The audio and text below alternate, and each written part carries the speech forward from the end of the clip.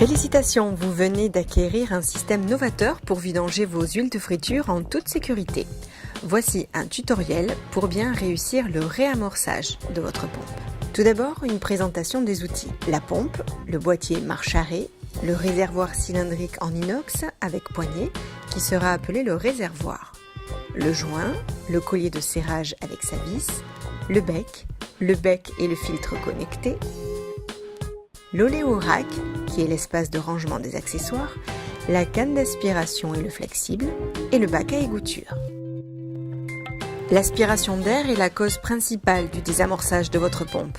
Cependant, cela peut être également causé par un fonctionnement avec le filtre bouché, car non nettoyé, ou si vous avez laissé la pompe tourner sans aspiration d'huile. N'utilisez la pompe que lorsque vous avez de l'huile à pomper, ne pas la laisser tourner à vide. Si votre pompe est désamorcée, voici les étapes à effectuer pour réamorcer la pompe.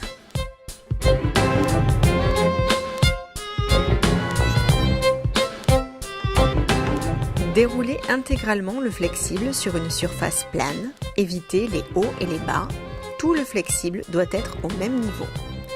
Reliez la canne d'aspiration au flexible, l'ouvrir, enlever le bec, le collier et le joint. Attention de ne pas perdre le joint.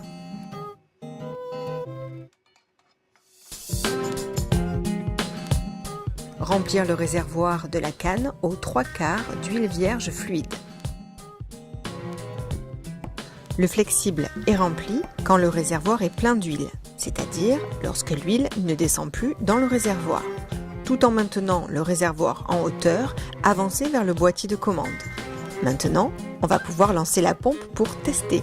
Soulevez le réservoir et appuyez sur Start. Attendre 5 secondes. Si le réservoir se vide par aspiration, vous avez réussi. La pompe est réamorcée. Sinon, répétez l'opération une deuxième fois.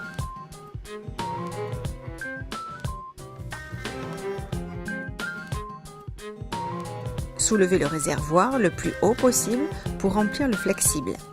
Si le niveau descend, remplissez de nouveau le réservoir. Recommencez cette opération autant de fois que nécessaire pour remplir le flexible. Si la pompe n'est toujours pas réamorcée, appelez le SAV au 0810 655 940. L'opération de réamorçage prend 3 à 4 minutes. Une fois terminée, ne pas oublier de déclipser, de nettoyer, de ranger l'ensemble des éléments pour préparer votre prochaine vidange. Merci de votre attention.